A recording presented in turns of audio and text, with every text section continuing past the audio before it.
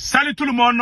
Négociation secrète entre le président Assimi Goïta, l'Algérie et les groupes terror. Je vous parle aujourd'hui, lundi 13 juillet 2026. Mes frères et sœurs, je vous laisse écouter l'activiste Boubou Mabel. Et après, je vais aller avec les détails. Aujourd'hui, Assimi Goïta a été averti par la Russie que si Assimi Goïta ne fait pas attention, c'est le scénario syrien qui va le suivre.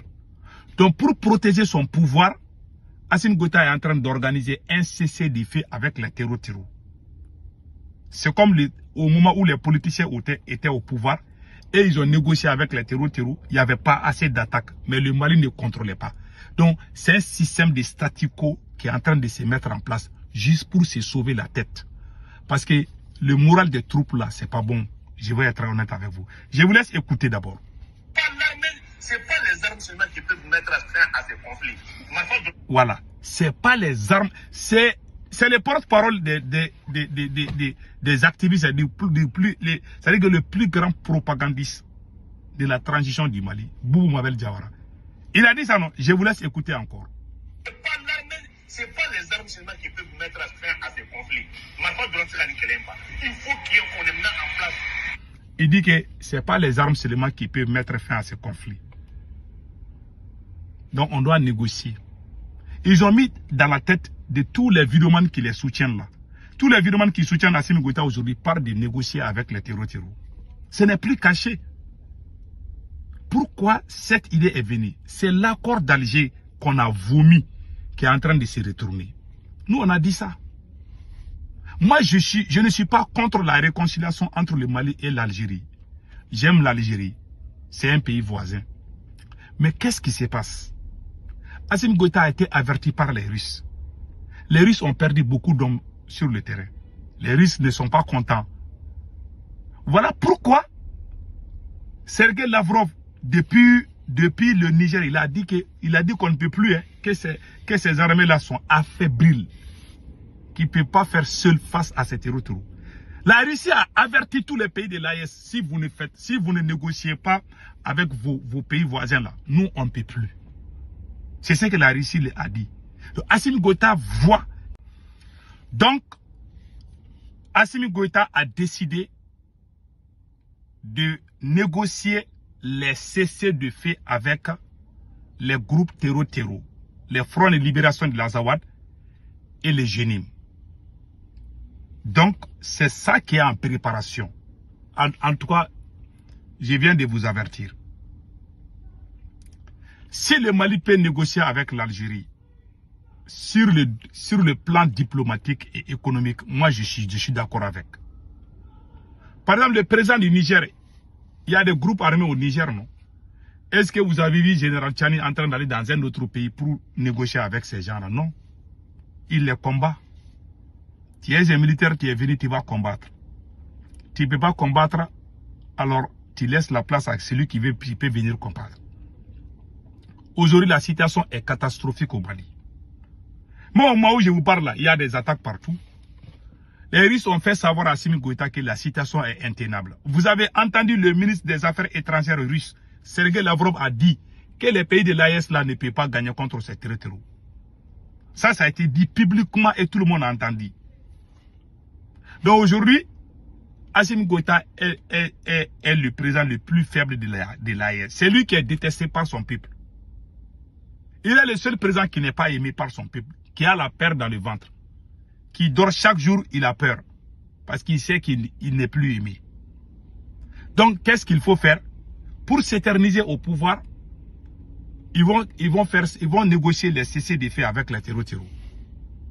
Voilà pourquoi les vidéomans qui soutiennent Assimi Goïta, non, c'est pas avec les armes qu'on va mettre fin à ce conflit. C'est aujourd'hui que vous allez dire là. Nous, on ne va pas s'asseoir pour vous regarder. Parce qu'ils ont vu que la situation est intenable. Après avoir trahi tous les bons militaires du Mali, allez-y dans les bureaux climatisés. Vous avez fait le coup d'État, au lieu d'aller combattre les terror, vous êtes en train même de dire que les gens même qui vous critiquent, vous dites que vous avez d'abord créé la confusion. Vous avez créé la confusion. vous avez traité tout le monde des terreaux. Maintenant, vous avez même traité l'Algérie des terreaux. Maintenant, vous êtes en train de tendre la main à l'Algérie, n'est-ce pas? Pourtant, vous dites que vous êtes venu insulter l'Algérie aux Nations Unies ici. Aujourd'hui, vous avez fait la paix avec l'Algérie. Moi, je suis d'accord. Et je vous soutiens sur ça aussi. Dans la vie, là, il faut faire beaucoup attention. Quand on parle souvent là, on se noie de ce qu'on dit. Il ne faut pas trop parler. Donc, aujourd'hui, Assimi Goïta voit que si les attaques continuent comme ça, les militaires là ils vont lâcher. C'est ça que la Russie a dit à Assimi. La Russie dit à Assimi Goïta, tes militaires là, ils ne peuvent pas tenir face à ces gens-là. Donc, il fallait négocier avec l'Algérie. Il y a beaucoup de pays qui se sont impliqués là. L'Algérie a dit qu'il n'y a pas de problème. L'Algérie a accepté. Voilà. Donc, ils se sont... Vous voyez, quand il y a eu la paix avec l'Algérie, les gens qui supportent Assimi Goïta là, qui insultaient l'Algérie matin, midi, soir, là, ils ont cessé tout d'un coup. Ils sont même devenus des griots de l'Algérie. Ah non, l'Algérie est un pays voisin, nous on doit faire la paix, on doit négocier, on ne doit pas prendre les armes. Ah, c'est ce côté-là que moi je suis contre. Les négociations avec les terreaux, je suis contre. On peut faire les échanges des prisonniers. C'est à cause de ça que nous là, ils ne nous aiment pas. Enfin, ils ne peuvent pas nous manipuler. Si nous on est avec Assimi Goïta là, s'il part de négocier avec les terreaux, nous on va s'imposer. Ils ont eu les mêmes problèmes avec Dr Choguel Kokala Maïga. Donc, Dr Choguel Kokala Maïga a félicité les autorités maliennes et les autorités algériennes tout en expliquant les deux pays peuvent faire des bonnes relations diplomatiques et économiques. Mais en aucun cas, aucun autre pays ne doit venir parler de notre question sécuritaire à notre place. Est-ce que vous avez vu le capitaine Ibe en train d'aller parler avec un autre pays pour négocier avec ces territoires-là? Non. C'est vous, les Assimi Goïta, là, c'est Assimi Goïta qui est en train de faire ça aujourd'hui. Je vous dis, hein. Ils ont dit à leur environnement que non, que ce n'est pas les armes. Parce qu'ils savent que la situation est intenable. En 2021, 2022, 2023, l'armée malienne était l'une des plus puissantes armées de l'Afrique. Assimi Goïta a emprisonné 80% des meilleurs officiers du Mali. Parce qu'il a perdu son pouvoir. Tout ce qui concerne son pouvoir, il est prêt à tout. Il ne se bat pas pour l'intérêt du peuple. Non. Il se bat pour son intérêt personnel. Il voit aujourd'hui, les Russes l'ont averti. Les Russes disent que si ça continue comme ça, là, les militaires ne vont plus. Aujourd'hui, si vous voyez qu'on a récupéré Anefis et puis on est en train de tenir là, c'est grâce à l'appui de la Russie. Bon, on n'est pas indépendant. On n'a pas une armée indépendante. Il faut que quelqu'un vienne nous aider. Moi, je suis d'accord avec la collaboration avec la Russie. Mais j'ai l'impression qu'ils sont en train de faire la plus grande partie. Ça, il faut le dire. Donc, Assimi Goïta a peur de perdre son pouvoir. Donc, il est prêt à donner sa main au diable pour s'en sortir. Voilà pourquoi il est en train de faire toutes ces démarches. En tout cas, moi, je vous ai averti. Si nous avons perdu combien de militaires? Pour la récupération de Kidal, on s'est sacrifié.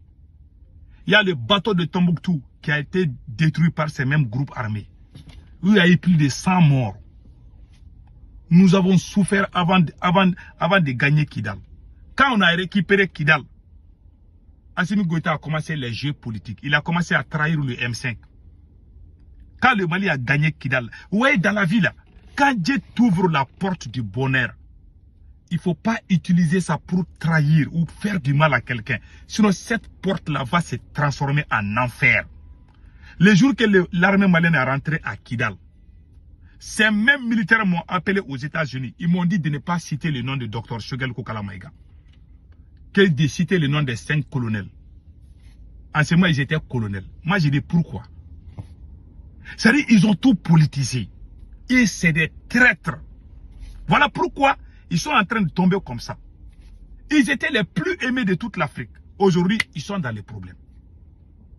Voilà la vérité. Tu peux te cacher à tout sauf Dieu. Et la vérité est là. Quand Assimi Goïta a récupéré Kidal, la première des choses qu'Assimi Goïta a fait là, vous savez quoi? Quand le Mali a récupéré Kidal, Assimi Goïta a dissous le gouvernement, il a trahi le M5. Il a enlevé tous les gens du M5. C'est comme si, vous avez... C'est-à-dire que le jour que Assimi Goïta a fait le coup d'État, nous sommes tous, on était tous dedans. C'est moi qui faisais la communication. Ou quand tu trahis là, tu ne vas pas être heureux. Tu peux être heureux, mais ça sera un moment donné, mais il n'y aura pas de définition.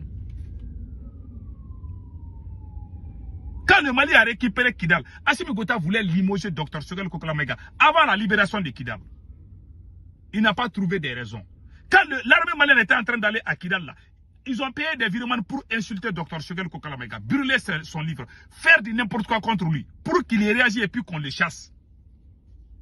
Les Maliens ont vu, les Burkinabés ont vu, personne n'a rien dit. Sauf nous qui étions avec lui. Mais le jour que Choguel Maïga a parlé, on a vu des grandes gueules ouvrir au Mali et au Burkina. Des faux gars. Des faux gars ont commencé à ouvrir leurs grandes gueules. Non, ils ne devaient pas parler. Quand on a brûlé son livre, ces indignes qui sont au Mali et au Burkina n'ont pas ouvert leurs grandes gueules. Mais quand il a parlé, ils ont commencé à les critiquer. Les Ibrahim Maïga, les conneries, les mal-éduqués là. Ils ont parlé partout. Ces militaires-là, ils ne sont pas bénis. Hein. Ils n'aiment que les voyous. Je vous dis ça aujourd'hui. Moi, je ne crois pas à ces militaires-là.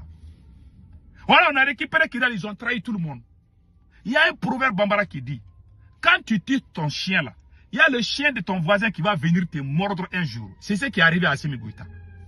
On était ensemble. Dr Choguel Kokala Maïga était premier ministre. Sado Kamara, général Sado Kamara était ministre de la Défense. Tout le monde était fier du Mali. Tout le monde parlait de Assimi Goïta. Et ce qui me fait rire, depuis qu'Assimi Goïta a lâché le M5, il n'a rien apporté de bon jusqu'à nos jours. Parce que son moteur, son carburant était nous. Quand il nous a laissés, il est devenu comme une vieille voiture garée au bord de la route. Ou même si on pousse là, ça ne peut pas bouger. Il n'y a plus de pneus, il n'y a plus de carburant, il n'y a plus de moteur.